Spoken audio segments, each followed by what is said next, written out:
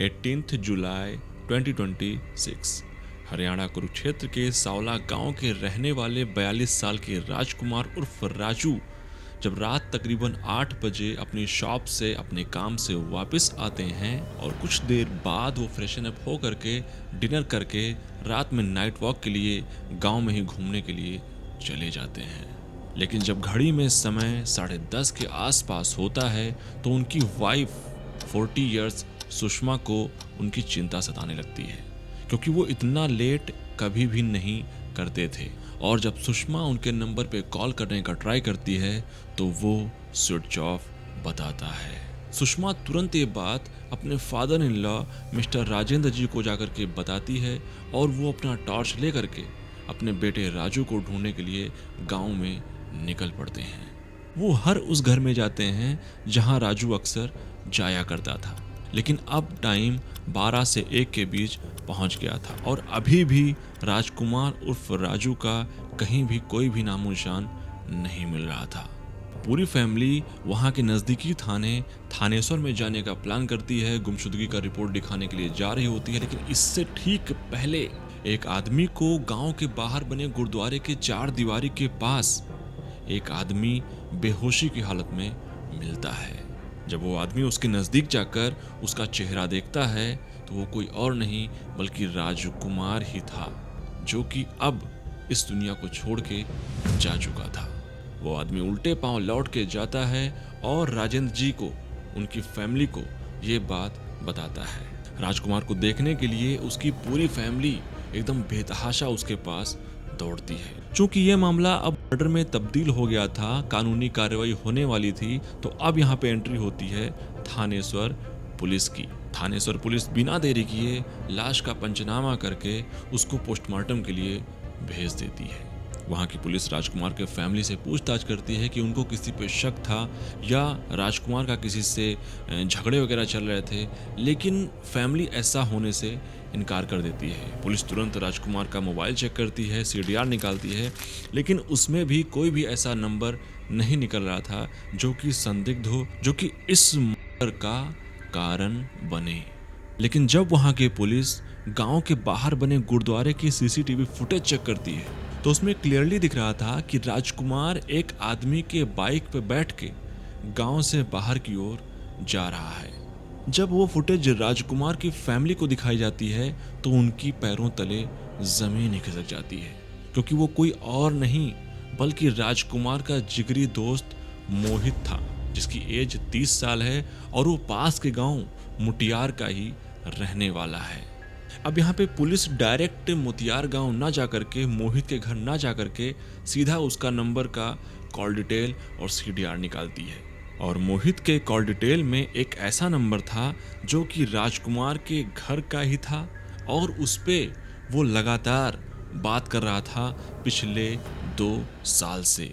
Welcome to this video, my name is Gaurav and this case revolving around the unconditional but betrayal love।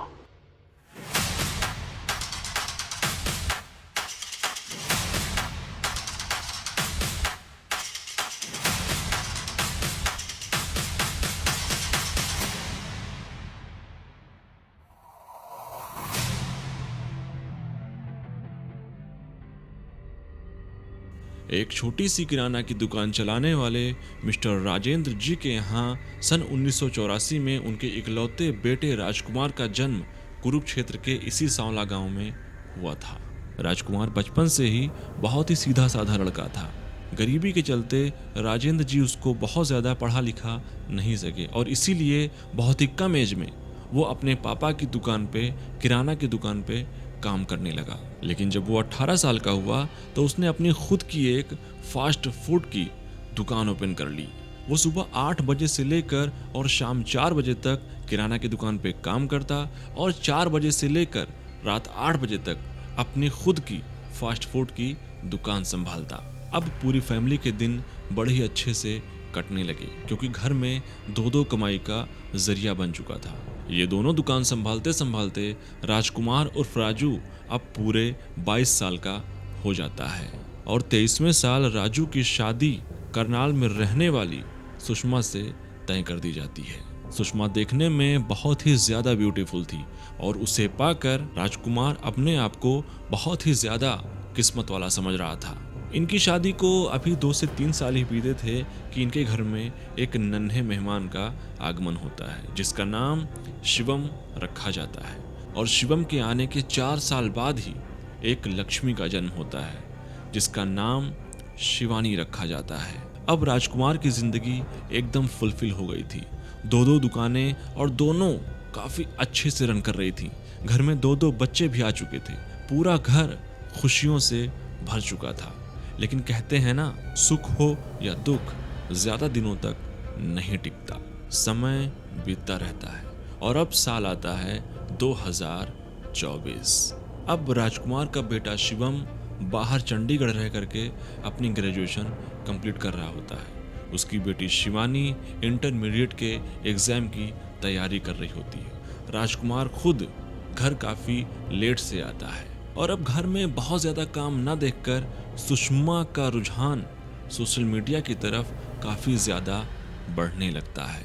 उसके कई सारे accounts बन जाते हैं। उसके पास जब भी समय होता वो हमेशा इंस्टाग्राम ओपन करके उस पर रील वगैरह डालने लगती, बनाने लगती थी।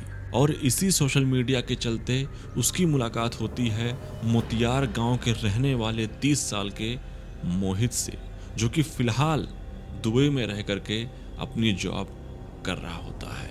1 से 1.5 महीने में ये मुलाकात दोस्ती में तब्दील हो जाती है। 2 से 4 महीने और बीतते हैं और अब ये दोस्ती प्यार की परवान चढ़ने लगता है। 2025 आते आते इनका प्यार इतना ज्यादा परवान चढ़ चुका था कि जब भी वो दुबई से इंडिया आता तो ये दोनों जरूर मिलते थे। और ऐसे ही इन दोनों के बीच अब कई बार संबंध भी स्थापित होने लगते हैं। कई बार संबंध बनने के बाद इन दोनों को एक दूसरे की आदत पड़ जाती है। दोनों एक दूसरे के बिना अब रहने नहीं वाले थे। वो दोनों कसम खाते हैं कि हम दोनों एक दूसरे से शादी जरूर करेंगे, चाहे अपने को ये देश छोड़ना ही क्यों ना पड़े। और इसी बात को दिमाग में रख के मोहित अब दुबई से अपनी जॉब छोड़ के इंडिया वापस अपने गांव मोतियार रहने के लिए चला आता है। और वहाँ पे वो एक टेंट की दुकान में काम करने लगता है। लेकिन जो कमाई दुबई में थी वो इंडिया में उसकी नहीं हो पा रही थी। और अब कैसे भी करके वो सुषमा से मिल भी नहीं पा रहा था। अब मोहित और सुषमा दोनों मिल करके फोन पे ही एक प्लान बनाते हैं। सुषमा की मदर इन लॉ करनाल की उपली गांव की रहने वाली थी और ये पूरी जानकारी वो उठा के मोहित को दे देती है। ऐसे ही मोहित एक दिन सुषमा के घर पे आता है और वो बताता है कि वो भी करनाल का उपली का ही रहने वाला है। तो अपनी ओर का समझ के उसकी मदर इन लॉ अपने घर में पनाह दे देती है। और अब मोहित सुषमा की मदर इन लॉ से मिलने के बहाने उसके घर पे अक्सर आने जाने लगता है। और इसी के चलते उसकी दोस्ती राजकुमार से भी हो जाती है। दोस्ती बढ़ाने के लिए उसकी दुकान पे भी घंटों बैठने लगता है। और जब राजकुमार शाम को लौट के अपने घर वापस आता तो वो भी उसके साथ आया करता था। अब यहाँ पे राजकुमार की ये एक गंदी आदत बोलें या शौक बोलें, उसको थोड़ा बहुत पीने की आदत थी।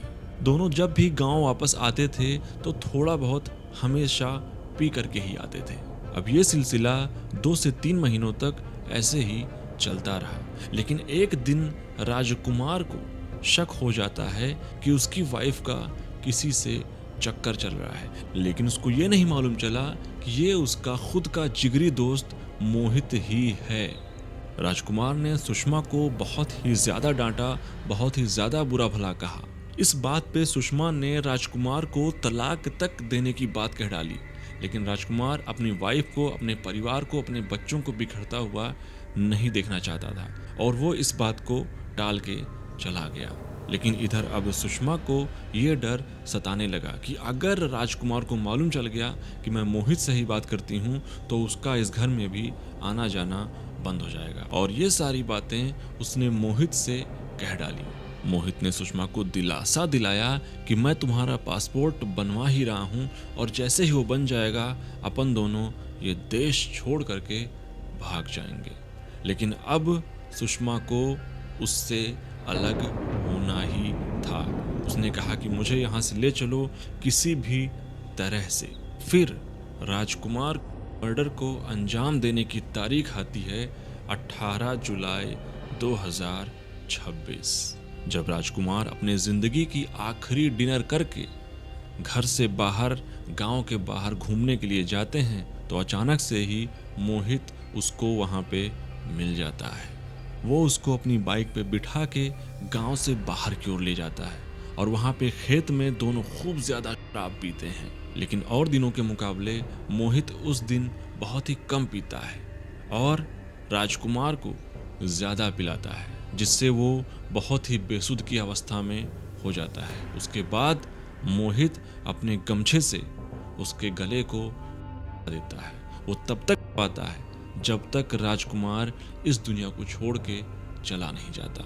और ऐसा करने के बाद राजकुमार की बॉडी को गुरुद्वारे के 4 दीवारे के पीछे छोड़ के वहां से चुपचाप गायब हो जाता है। जब 20 जुलाई को थानेश्वर पुलिस मुटियार गांव पहुंचती है और मोहित को गिरफ्तार करती है तो मोहित सारे सच उगलना शुरू करता है। और जब ये सारी बातें राजकुमार की फैमिली को पता चलती हैं कि आपकी बहू भी इसमें इन्वॉल्व है तो उनके पसीने छूट जाते हैं। फिलहाल के लिए ये केस अभी ट्रायल पीरियड में है। दोनों को पुलिस रिमांड पे भेज दिया गया है। अभी अंतिम सजा सुनाना बाकी है। आपको क्या लगता है? कमेंट्स में ज़रूर बताइएगा कि इन दोनों को कितने सालों की सज़ा होनी चाहिए। इस वीडियो से किसी भी तरह की अराजकता फैलाना, किसी को ठेस पहुंचाने का इरादा बिल्कुल भी नहीं है। अगर आपको इस तरह की ट्रू क्राइम डॉक्यूमेंट्रीज देखना पसंद है तो चैनल को सब्सक्राइब कर लीजिएगा। मिलते हैं किसी और सच्ची घटना के साथ, तब तक के लिए बाय बाय, टेक केयर।